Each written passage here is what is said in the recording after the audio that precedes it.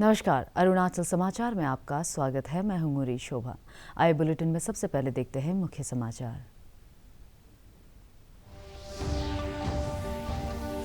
प्रधानमंत्री नरेंद्र मोदी की अध्यक्षता में केंद्रीय कैबिनेट की बैठक में डेवलपमेंट फाइनेंस इंस्टीट्यूशन के गठन को मिली मंजूरी। केंद्रीय वित्त मंत्री निर्मला सीतारमण ने कहा, बुनियादी ढांचे से जुड़ी योजनाओं के लिए फंड जुटाने की जरूरतों को पूरा करने के लिए होगा नए बैंक का गठन।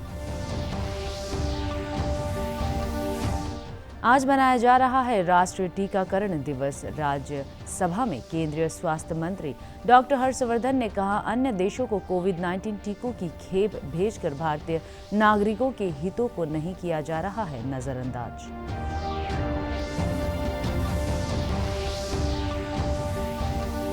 अरुणाचल प्रदेश विधानसभा के अध्यक्ष पासांग दोरजी सोना, पब्लिक हेल्थ, इंजीनियरिंग और जल आपूर्ति मंत्री वांकी लोवांग ने भारत चीन सीमा से लगे शियोमी जिले में स्थित अंतिम भारतीय चौकी लामांग का किया दौरा। आईटीबीपी जवानों का बढ़ाया मनोबल।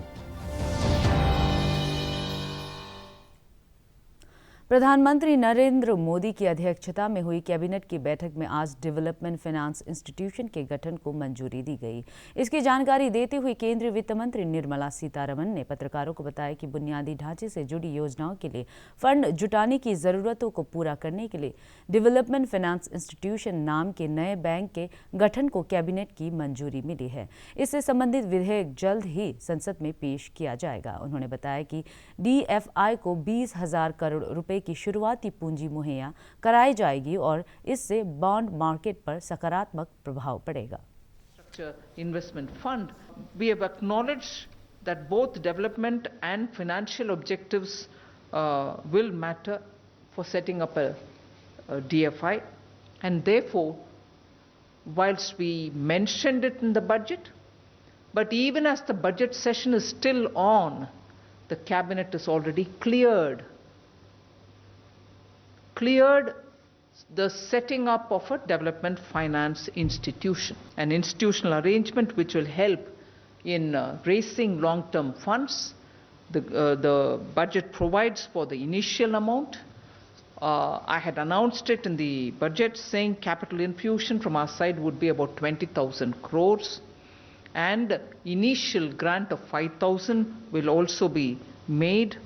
And this year itself, capital infusion is 20,000 crores. Additional increments of the grant will also be made within the 5,000 limit that has been given to the finance minister. And through this, we expect to raise considerable amount using this lever from the market. And I'll get into the details when the questions come from you. So today the cabinet has taken a decision to set up a development finance institution. 9 बैंकों के संगठन union form of bank unions के banner तले 2 दिवसीय राष्ट्रव्यापी bank हड़ताल के दूसरे दिन भी आज कामकाज और वित्तीय लेन देन प्रभावित हुआ। गौरतलब है कि वर्ष 2021-22 के केंद्रीय बजट में सार्वजनिक क्षेत्र के 2 बैंकों के निजीकरण के प्रस्ताव के विरोध में अरुणाचल सहित देश भर में बैंक कर्मी 2 दिनों से हड़ताल पर है। इस बीच केंद्रीय वित्त मंत्री निर्मला सीतारमण ने कहा है कि सार्वजनिक क्षेत्र के सभी बैंकों का निजीकरण नहीं किया जा रहा है। उन्होंने कहा कि देश को भारतीय स्टेट बैंक जैसे कुछ और बड़े बैंकों की जरूरत है और देश के विकास में सार्वजनिक क्षेत्र के बैंकों का बड़ा योगदान रहा है। वित्त मंत्री ने कहा कि जिन बैंकों का निजीकरण होगा उनके कर्मचारियों के हितों की पूरी रक्षा की जाएगी। If you kindly have a look at the public sector enterprise policy which we have come out with and identified those core sectors in which the presence of public sector enterprises will still continue, even financial sector is in it. So, to immediately, quickly conclude saying, oh, every bank is going to be sold off, is not right. And even whether it is banks or any other privatization, I want to take this opportunity to tell, through you, the media, that the interest of the workers, interest of those who have put in services over the decades will absolutely be protected. whether it is their salaries, whether it is their scale, whether it is their pension, it will all be taken care of. And above all, the first premise that I would like to put before you is, even when we speak of privatization or disinvestment, we recognize that each one of those units perform for the economy. आज राष्ट्रीय टीकाकरण दिवस है। पूरे राष्ट्र को टीकाकरण का महत्व समझाने के लिए हर साल 16 मार्च को राष्ट्रीय टीकाकरण दिवस मनाया जाता है। इसका उद्देश्य सभी लोगों को पोलियो के खिलाफ जागरूक करने और दुनिया से इसे पूरी तरह से मिटाने के प्रयास करना है। 2021 में राष्ट्रीय टीकाकरण दिवस महत्वपूर्ण है क्योंकि देश ने अपना सबसे बड़ा कोविड-19 टीकाकरण कार्यक्रम शुरू किया है।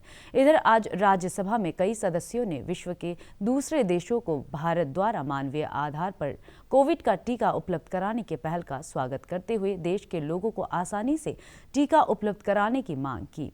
अपने जवाब में केंद्रीय स्वास्थ्य मंत्री डॉक्टर हर्षवर्धन ने कहा है कि अन्य देशों को कोविड-19 टीकों का निर्यात भारतीय नागरिकों के हितों को नजरअंदाज करके नहीं किया जा रहा है। उन्होंने कहा कि विशेषज्ञों और सरकारी समितियों द्वारा इस संबंध में संतुलन रखा जा रहा है। भारत के लोगों को दी जा रही है या विदेशों में भेजी जा रही है, किसी भी कीमत पर भारत के लोगों के एक्सपेंस पर विदेशों को नहीं भेजी जा रही है। और इसके लिए हाईएस्ट लेवल पर जो एक्सपर्ट्स भी हैं और जो एक सरकार की कमेटी एक बहुत ही एक रीजनेबली सेंसिबल बैलेंस इस बारे में मेंटेन कर रही। That's number 1 sir. दूसरी बात यह है कि आपने कहा कि बहुत कम लोगों को वैक्सीन उपलब्ध हो रही है। सर, कल की तारीख में भी 30,39,394 लोगों ने खाली कल में भारत के अंदर सर वैक्सीन लिया है। 3 करोड़ के फिगर को हम लोगों और जो क्राइटेरियाज तय किए गए हैं, जो भी कोई वैक्सीन लेना चाहता है उसको कहीं कोई उसके लिए रुकावट नहीं सर। वो एक कोविन प्लेटफॉर्म पे अपने आप को रजिस्टर करके देश के नज़दीक के किसी भी अस्पताल में जा सकता है। आपने कहा फ्री की बात, तो सर सारे सरकारी अस्पतालों में ये वैक्सीन फ्री उपलब्ध है। केंद्रीय स्वास्थ्य मंत्रालय ने कहा है कि कल देश भर में 30,39,000 से अधिक कोविड टीके लगाए गए, जो एक दिन में टीकाकरण का नया कीर्तिमान है। केंद्रीय स्वास्थ्य मंत्रालय ने कहा है कि केवल 15 दिन में टीका लगा चुके 60 साल से अधिक उम्र के बुजुर्गों की संख्या 1 करोड़ से अधिक हो गई है। अब तक देश भर में कुल 3,29,47,000 कोविड टीके लगाए जा चुके हैं। पिछले 24 घंटे में कोविड संक्रमण के 24,492 नए मामले दर्ज किए गए हैं और 20,191 रोगी स्वस्थ हुए। इस दौरान कोविड महामारी से 131 लोगों की मौत हुई है। इधर अरुणाचल प्रदेश में पिछले 24 घंटे में कोविड संक्रमण से 2 रोगी स्वस्थ हुए, जिससे राज्य में कोविड के सक्रिय मामलों की संख्या घटकर 1 रह गई है। कल राज्य भर में कोविड जांच के लिए 254 सैंपल एकत्र किए गए। लाख से ऊपर हमारा प्रतिदिन का वैक्सीनेशन का फिगर हो गया है, तो ये बहुत अच्छा समाचार है। एक प्रकार से बहुत अच्छा डेवलपमेंट है। साथ ही साथ लोगों की जो हिचक शुरुआत में देखने को आ रही थी, वो हिचक अब ख़त्म हो रही है। लोग ज़्यादा से ज़्यादा संख्या में वैक्सीनेशन लगवा रहे हैं, तो ये दूसरी बात है। जहाँ तक रही सॉफ्टवेयर की बात, तो सॉफ्टवेयर बहुत अच्छी तरह से काम कर रहा है। करीब 2-2.5 करोड़ लोग इस सॉफ्टवेयर पर रजिस्टर हो चुके हैं अब तक, जो अपने आप में एक सबूत है कि सॉफ्टवेयर काम कर रहा है। अरुणाचल प्रदेश के स्वास्थ्य मंत्री आलो लिबांग ने आज तिराप जिले के खोंसा में केयर मी होम ड्रग डी एडिक्शन सह रिहैबिलिटेशन सेंटर का निरीक्षण किया। इस अवसर पर उन्होंने कहा कि राज्य के युवाओं में नशे की बढ़ती लत को लेकर सरकार चिंतित है और इस समस्या के समाधान के लिए गैर सरकारी संगठनों के साथ मिलकर जागरूकता अभियान के अलावा नशा मुक्ति केंद्र स्थापित किए जा रहे हैं।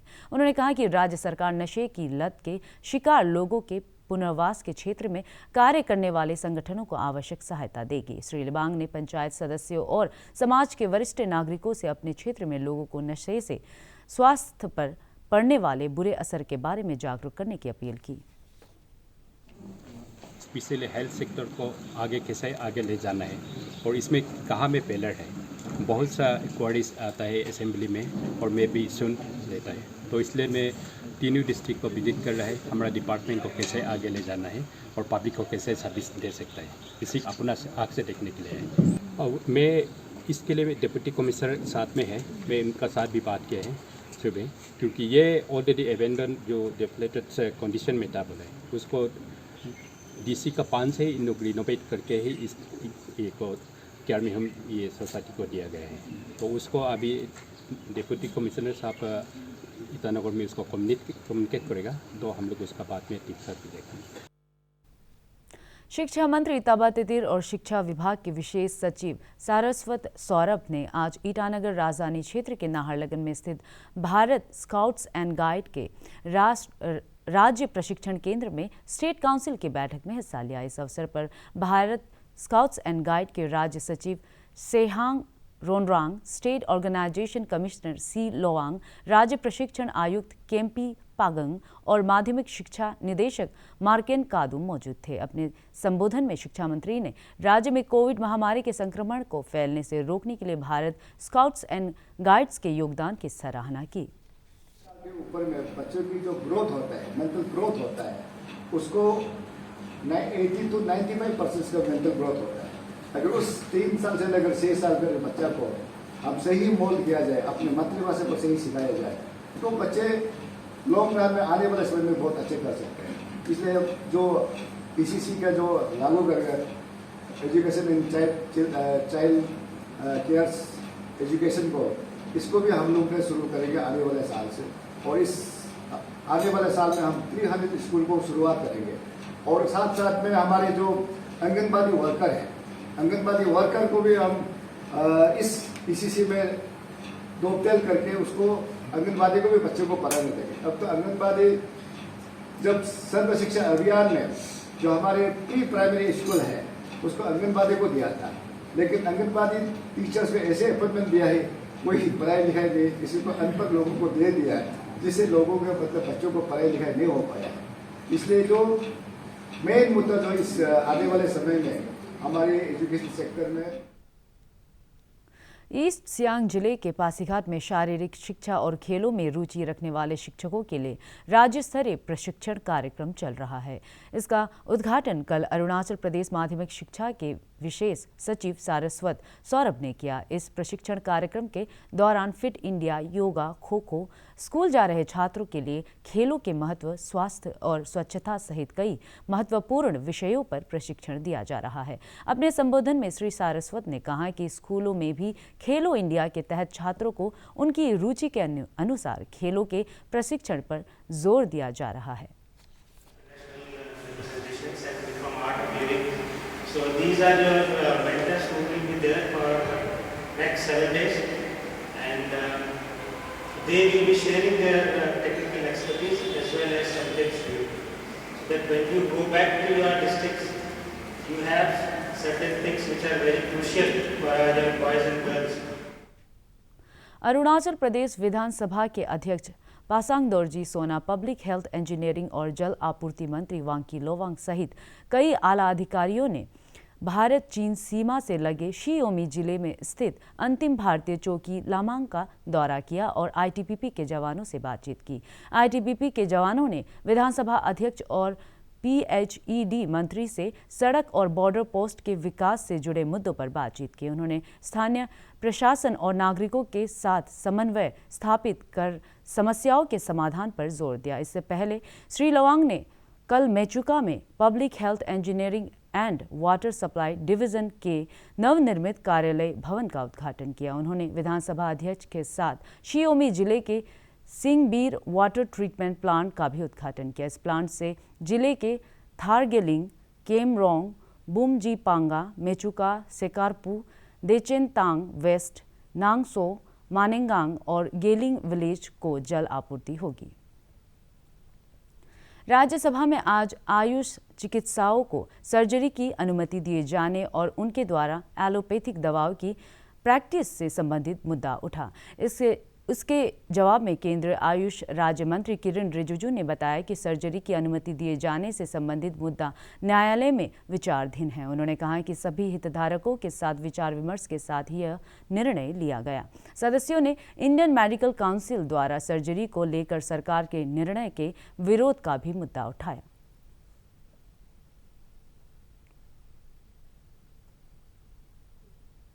अरुणाचल समाचार के आज के अंक में इतना ही। जाने से पहले आप सभी से अनुरोध है कि कोविड-19 के दिशा निर्देशों का पालन करें, हमेशा मास्क लगाएं, बार बार हाथ धोएं और सोशल डिस्टेंसिंग के नियमों को मानें। हम कल फिर हाजिर होंगे अरुणाचल और देश दुनिया की खबरों के साथ। चलते चलते आपको बता दें, आप अरुणाचल समाचार हमारे YouTube channel DD news Arunachal पर भी देखते सकते हैं। देखते रहिए अरुण प्रभा। नमस्कार।